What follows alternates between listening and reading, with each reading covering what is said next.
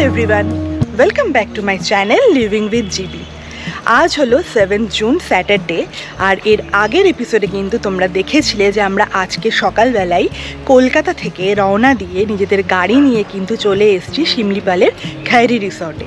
Already एखाने आमादेर check in करा हये गेछे और आजके एखान थेके किन्तु आमी आमादेर एपिसोड 2टा शुरू करछि।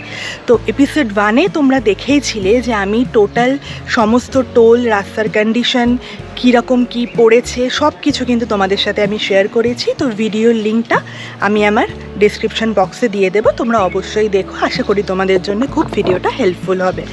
तो एखन এই एपिसोड 2 তে কিন্তু আমি আপাতত এই খৈরি রিসর্টের পুরো রিসর্টের ট্যুরটা দেব, তার সাথে রুম ট্যুরটাও আমি তোমাদের দেব। তো সব কিছু দেখো, আমি কীরকম কী রুমের ট্যারিফ সব কিছু তোমাদের সাথে শেয়ার করব। তো চলো ভিডিওটা এখান থেকে শুরু করা যাক। তো তোমাদের আমি একটু রুম ট্যুরটা দিয়ে নিই। আমরা ওই ওল্ড বিল্ডিংয়ের গ্রাউন্ড ফ্লোরের 103 নাম্বার রুমে উঠেছি। রুমটা দিয়ে ঢুকেই বাদিকে হচ্ছে আমাদের একটা বেশ বড় সাইজের বেড আছে, আর এখানে হচ্ছে একটা সোফা আছে দুজনের বসার জন্য। এখানে একটা সেন্টার টেবিল দিয়েছে, আর এই পুরো ওয়ালটা জুড়ে কিন্তু একটা টিভি দিয়েছে। আর এখানে একটা কাঠের টেবিল আছে, আর ওখানে একটা বেডসাইড টেবিল বলবো না, বাট ওই জাস্ট ফোনটা রাখার জন্য একটা রিসেপশনে কল করার জন্য একটা ফোন দিয়েছে, সেই ফোনটা রাখার জন্য একটা ব্যবস্থা করা হয়েছে। আর এখানে একটা এসি দিয়েছে, আর এই দিকে একটা পুরোনো দিনের কাঠের আলমারি, যার মধ্যে আমরা আমাদের লাগেজগুলোকে সেট করেছি। জাস্ট লাগেজ কিছু রাখা হয়েছে, আর আরেকটা লাগেজ টেবিলের উপরে আছে। আর এখানে ভেতরে কিন্তু কম্বল টম্বল সব দেওয়া আছে। আর এইদিকে দেখো, এইদিকে একটা ড্রেসিং টেবিল টাইপ দিয়েছে, এরকম একটা মিরর দিয়েছে, সাথে নিচটা এরকম ড্রেসিং টেবিল করা আছে। আর ওয়াশরুমটা এইদিকে, ওয়াশরুমটা তোমাদের একটুখানি খুলে দেখাই।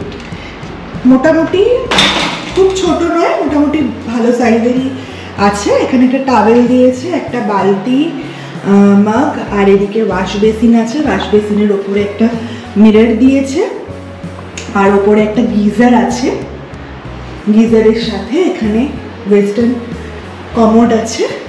ব্যাস, ছিমছাম, বেশ পরিষ্কার। আর যেরকম তোমাদের দেখালাম, এখানে আমাদের ঘরটা, আর ঘরের ঠিক বাইরেই কিন্তু বেশ বড় সাইজের একটা ব্যালকনি টাইপের করা আছে। এখানে রিজো এখন বসে আছে, তো এখানটাও বেশ ভালোই লাগে আর কি। সন্ধ্যাবেলা যদি হাওয়া টাওয়া দেয় ভালো লাগবে। তো আপাতত তোমাদের আমি রিসর্টের ট্যুরটা দিয়ে নিই। তো এই হচ্ছে খৈরি রিসর্টের গেট। আমরা এসছিলাম হচ্ছে ওই দিক থেকে, দেখো দূরে কিছুটা পাহাড়ও দেখা যাচ্ছে, আর এই দিকেও সামনে, পুরো সামনে ওই জায়গাটা পাহাড়, আর এখানটা হচ্ছে রাস্তাটা। তো আমরা এই রিসর্টের গেট দিয়ে ঢুকেই অলরেডি বৃষ্টিও শুরু হয়ে গেল। তো আমি একটু চটপট করেই তোমাদের দেখাই।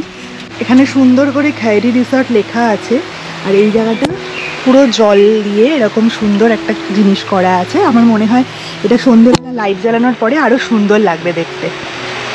আর চারিদিকটা কিন্তু অনেকটাই বাগান, মানে চারিদিকটা বেশ সুন্দর সাজানো গোছানো, অনেক ধরনের গাছ দিয়ে সুন্দর মতো বাগানের মতো করা আছে। আর প্রচুর পার্কিং স্পেসও কিন্তু আছে। এই যে বিল্ডিংগুলো দেখছো, এগুলো হচ্ছে ওদের পুরনো বিল্ডিং, আর সামনেই হচ্ছে ওদের রিসেপশন। আমি রিসেপশনটাও দেখাই তোমাদের।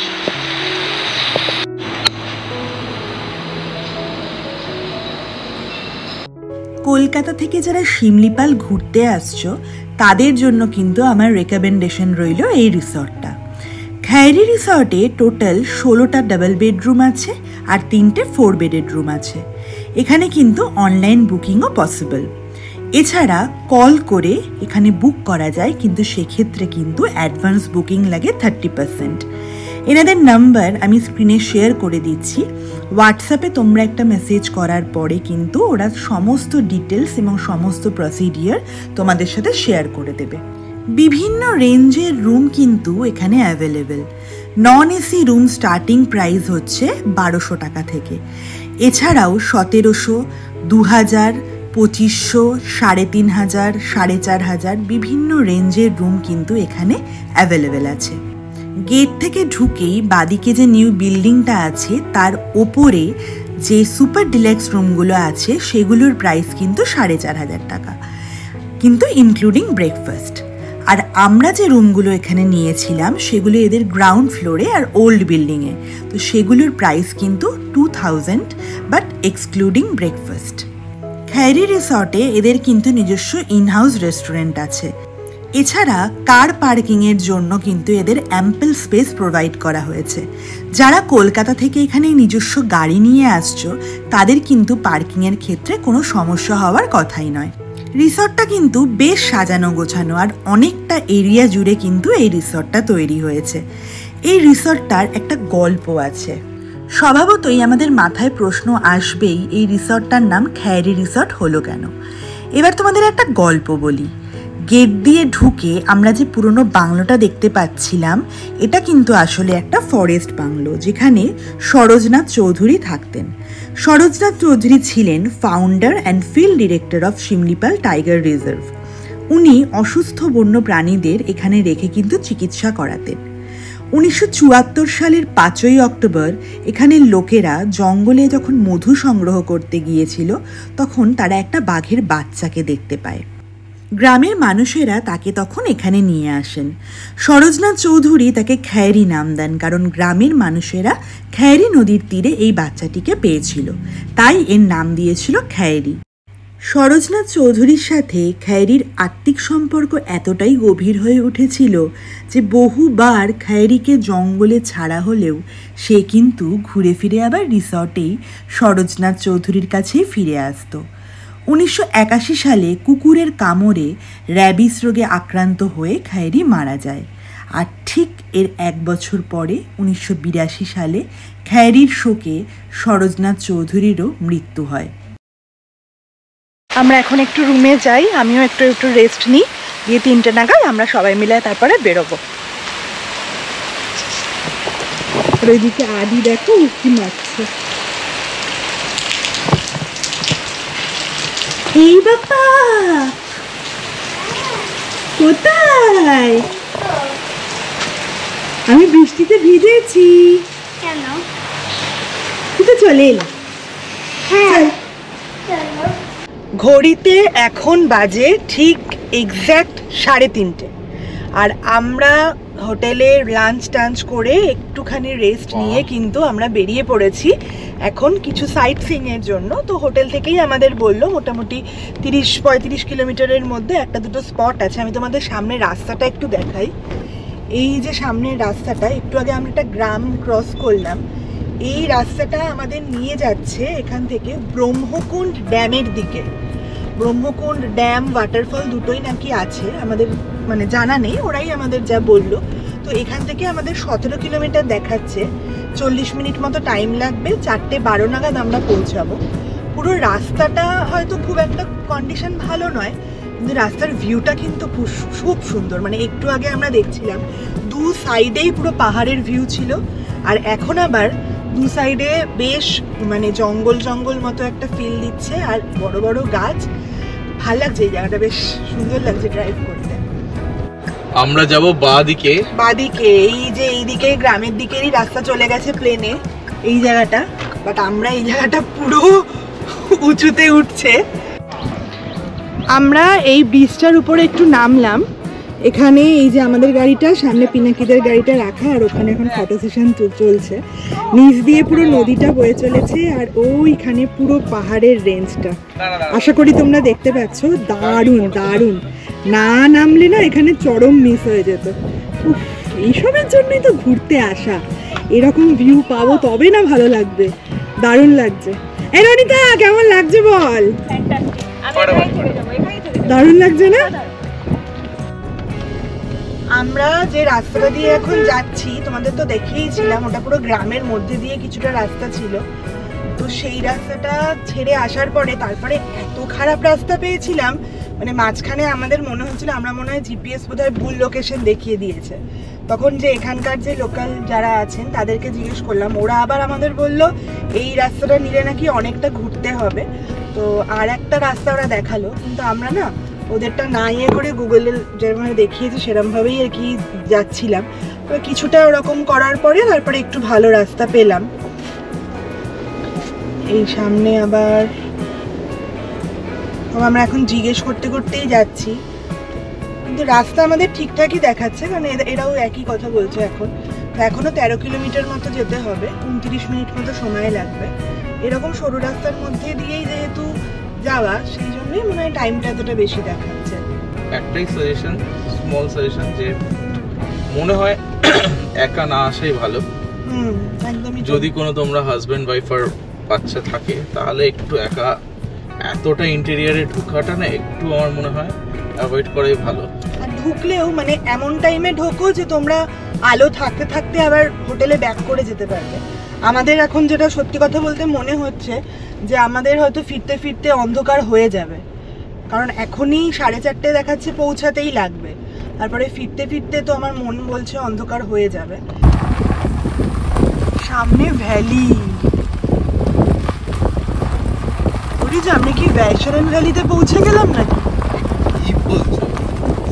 হ্যাঁ গো, সামনেটা দেখো শুধু একবার, পাগল হয়ে যাব। সুন্দর সুন্দর জায়গা আছে, খালি এক্সপ্লোর করতে হবে। কথা একদমই তাই।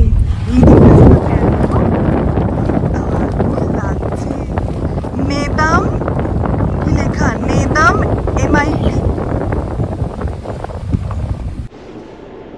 এই সামনেটা বেশ ঢালু, মানে চড়াইয়ে উঠতে হবে সামনেটাতে।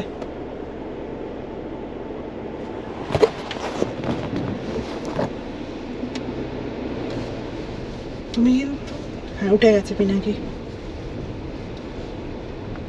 আমি তোমাদের ম্যাপে একটা জিনিস দেখাই, যে জায়গাটা দিয়ে যাচ্ছি এই দেখো, সামনেটা দেখো, ফরেস্ট, আর সামনে দেখো, এ তো মনে হচ্ছে পুরো কুলডিহাতে চলে আইছি রিজো। আবার এই রিজো, এখানে কি গাড়ি নিয়ে যাওয়াটা ঠিক হচ্ছে?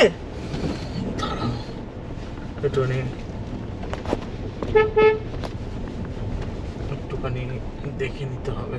এখানে তো যদি জিপিএস কাজ না করে, এখনো জিপিএস কাজ করছে না, ইনফ্যাক্ট নেট নেই, কিছু নেই। আমরা ওই দিক থেকে আসছিলাম, এসে গাড়িটাকে এখানে রেখেছি, পিনাকিদের গাড়িটাও ওখানে দাঁড়িয়েছে। এখান থেকে রাস্তাটা অ্যাকচুয়ালি খুব খারাপ শুরু হয়েছে, কিন্তু বাদিকের এই জায়গাটা দেখো ভীষণ সুন্দর, পুরো একটা সরোবর, তার পিছনে এরকম বিশাল বড় পাহাড় দেখো, অসাধারণ। বাদিকে গিয়ে এই রাস্তাটা বলছিল নাকি? দাঁড়াও জিজ্ঞেস। তোমাদের পুরো রাস্তাটা তো আমরা দেখাতে দেখাতেই যাচ্ছিলাম যে রাস্তার কন্ডিশন কীরকম ব্রহ্মকুণ্ড ড্যাম যাওয়ার জন্য। বাট একটা জায়গা যেখানে একটু আগে তোমাদের ভিডিওটা তুলে দেখালাম, ওই পর্যন্ত গিয়ে তারপরের যে রাস্তাটা আমাদের দেখাচ্ছিল, আরও ধরো 10 কিলোমিটার মতো রাস্তা দেখাচ্ছিল, পুরোটাই কিন্তু খুব খারাপ রাস্তা আর জঙ্গলের মধ্যে দিয়ে পুরো। এবার ওখানে যারা একজন দুজনকে আমরা জিজ্ঞেস করলাম, তো তারা আমাদের ওইরকমই ইনফরমেশন দিল। পুরো কনফিডেন্ট না তারা সেরকম কনফিডেন্স দেখাতে পারলো না, মানে ওরাও ঠিক শিওর না, ওরাও আমি অদ্ভুত ইদার আমাদের ল্যাঙ্গুয়েজের এক্স্যাক্টলি আমাদের একটা ল্যাঙ্গুয়েজের প্রবলেম হচ্ছে, কারণ ওরা এমন উড়িয়া ভাষায় কথা বলছে, চেষ্টা করছে কিছুটা হিন্দি বলার, কিছুটা ইয়ে করার, কিন্তু ওদের ওই ভাষাটা না আমরা ঠিক মানে বুঝে উঠতে পারছি না। বুঝে উঠতে পারার থেকে ওরা ব্রহ্মকুণ্ড 2-3টে আমরা দেখলাম আমাদের সামনে অবস্ট্রাকশন। ফার্স্ট হলো ল্যাঙ্গুয়েজ, সেকেন্ড হলো যে রাস্তাটা আমরা যেখান থেকে আর কি পুরো ব্যাক করলাম আমরা, সেই জায়গা থেকে সামনে যতটা আমরা দেখছিলাম সেই জায়গাটা আমাদের গাড়ি অ্যাটলিস্ট এই মানে এত কম গ্রাউন্ড ক্লিয়ারেন্সের গাড়ি নিয়ে যাওয়াটা একদম ইম্পসিবল। একদমই তাই, প্রচন্ড খারাপ। থার্ড আর একটা খুব বড় চ্যালেঞ্জ যেটা মনে হচ্ছিল, সেটা হলো যে টাইম। ওরা ওখানে মোটামুটি বলছে 6টার মধ্যে বন্ধ হয়ে যাবে, তো আমাদের মোটামুটি এখান থেকেই রাস্তার যা কন্ডিশন মনে হলো যে আমরা হয়তো 6:45 নাগাদ পৌঁছাবো, তো সেইভাবে আজ কিছু দেখতেও পারবো না। আমাদের কেউ কেউ আবার বললো যে আর একটা রাস্তা আছে যেটা দিয়ে ঘুরে যাওয়া যায়, সেটা কংক্রিটের রাস্তা, মানে রাস্তার কন্ডিশনটা একটু বেটার, কিন্তু ওখানে টাইমটা বেশি লাগবে। বাট সেখানেও আমরা ওই রাস্তাটাও আমরা ট্রাই করেছিলাম, কিন্তু সেখানেও আবার 2-3 জন বলছে নেই, ইহা সে নেই যা সকতে, একই রাস্তা है। মানে এতটাই ব্যাপারটা কনফিউজিং হয়ে গেল না, মানে আমাদের ওই জন্য আমরা ঠিক ভরসা পেলাম না একদমই। আর আমি কোনো রকমের এই টাইপের রিস্ক নেব না যেখানে গিয়ে হয়তো আমরা max to max 15 minutes time spend করতে পারবো, বাট এতগুলো নেগেটিভ মানে এই পরপর পাওয়া সত্ত্বেও সেইটাকে আমরা ব্রেক করে ওই জায়গাটা দেখতেই হবে, সেরকম একটা এই রিজিডনেসটা আমাদের কাজ করেনি সেই সময়।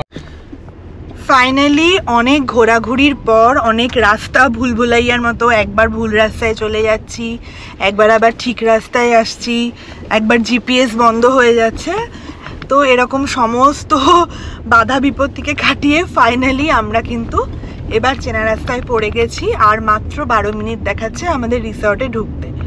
তো সারা দিনটা কিন্তু আমাদের বেশ ভালোই কাটলো, যদিও আমরা যেটা দেখার জন্য বেরিয়েছিলাম ব্রহ্মকুণ্ড ড্যাম যেটা, সেটা আমাদের দেখাও হলো না ঠিকই, কিন্তু যে জার্নিটা আমরা করলাম, যে রোড ট্রিপটা আমরা করলাম, সেটা গ্রামের মধ্যে দিয়েই হোক বা সুন্দর সুন্দর ভিউও পেয়েছিলাম আমরা রাস্তার 2 সাইডের, তো সব মিলিয়ে কিন্তু আমাদের দিনটা বেশ ভালোই কাটলো আজকে। এখন অলমোস্ট রাত্রির 9:45 বাজে। এতক্ষণ আমরা পিনাকিদের রুমে বসেই একটু আড্ডা ফাড্ডা মারছিলাম। কিছু ইভিনিং স্ন্যাক্সেরও অর্ডার দেওয়া হয়েছিল, লাইক চিলি চিকেন, মানে dry chilli chicken, then chicken pakora, এরকম অনেক কিছু অর্ডার দেওয়া হয়েছিল। ফ্রেঞ্চ ফ্রাইজ অর্ডার দেওয়া হয়েছিল পুপু আর আদির জন্য। তো সেগুলো সব আমরা এখন খাওয়া দাওয়া করে, এখন যাই হোক অল্প আড্ডা করার পরে এখন কিন্তু আমরা ওদের রেস্টুরেন্টে যাচ্ছি ডিনার করতে। তো এখন দেখো এই রাত্রিবেলা কিন্তু এই রিসর্টটা আরও সুন্দর লাগছে, একটু বেশ মায়াবী মায়াবী লাগছে। এই হচ্ছে রাত্রিবেলার ভিউ রিসর্টের। আর এই যে পুপু আর আদি দৌড়াদৌড়ি করছে। সন্ধ্যেবেলাটা আমার বেশি ভালো লাগছে, এত সুন্দর সুন্দর চারিদিকে আলো জ্বলছে। আর এখন এখানে কারেন্ট নেই, কারেন্ট না থাকলে এদের এসি কাজ করে না, বাট স্টিল এখন ওয়েদারটা একটু ভালো, মাঝে মধ্যে একটু বৃষ্টি টিষ্টি হচ্ছে, একটু ঠান্ডা ঠান্ডাই আছে এখন, ভাল লাগছে বেশ দেখতে। এই হচ্ছে ওদের রেস্টুরেন্ট। সকালে তখন ভিড় ছিল বলে আমি দেখাতে পারিনি। এখানে বাইরে একটা সিটিং অ্যারেঞ্জমেন্ট আছে, আর আমরা কিন্তু ভেতরে বসবো, এসি কেবিন যেটা সেখানে। কলকাতা থেকে অতটা ট্রাভেল করে এসছিলাম বলে, আর যেহেতু লাঞ্চের পরে আমাদের বেরোনোর প্ল্যান ছিল, তাই দুপুরবেলা আমরা প্লেন ভেজ থালি অর্ডার করেছিলাম, কোনো রকমের কোনো এক্সপেরিমেন্টে যাইনি। কিন্তু ডিনারে আমরা এখানকার স্পেশাল একটা আইটেম ট্রাই করেছিলাম, একটা চিকেনের ডিশ, খেতে খুব ভালো ছিল। এখানকার খাবার দাবারের টেস্ট কিন্তু আমাদের এক কথায় বেশ ভালোই লেগেছে। তো আমাদের ডিনার কমপ্লিট করে আমরা এবার রুমে চলে এসেছি, পিনাকিরাও পিনাকিদের রুমে চলে গেছে। তো এখানকার খাবার দাবারের কোয়ালিটি মোটামুটি অ্যাভারেজ ছিল। আর আগের এপিসোডে তোমরা তো দেখেইছিলে যে আমরা কলকাতা থেকে শিমলিপাল রোড ট্রিপ করে নিজেদের গাড়ি নিয়ে চলে এসেছিলাম। আর এই এপিসোডে কিন্তু আমি খৈরি রিসর্ট যেখানে আমরা অলরেডি চেক ইন করেছি, তো সেই রিসর্ট সম্পর্কে সমস্ত তথ্য কিন্তু তোমাদের সাথে আমি শেয়ার করেছি ভিডিওতে। তো তোমরা যদি কলকাতা থেকে রোড ট্রিপ করে এইখানে আসতে চাও এবং এখানে থাকতে চাও, তাহলে তাদের জন্য কিন্তু এই ভিডিওটা আশা করি খুব হেল্পফুল হবে। তো আজকের মতো আমি এই এপিসোডটা এখানেই শেষ করছি। কালকে সকালে আমাদের আরও কিছু এক্সাইটিং প্ল্যান আছে, আমরা এখান থেকে বেরোবো। কোথায় কি যাচ্ছি সেটা জানার জন্য কিন্তু তোমাদের আমাদের ভিডিওটা দেখতে হবে। তো আমাদের সাথে থাকো, আমাদের চ্যানেলটাকে সাবস্ক্রাইব করো, সবাই আমাদের সাপোর্ট করো। তো আজকের মতো টাটা, গুড নাইট, আর তোমাদের সাথে আবার নেক্সট এপিসোডে আমাদের দেখা হবে।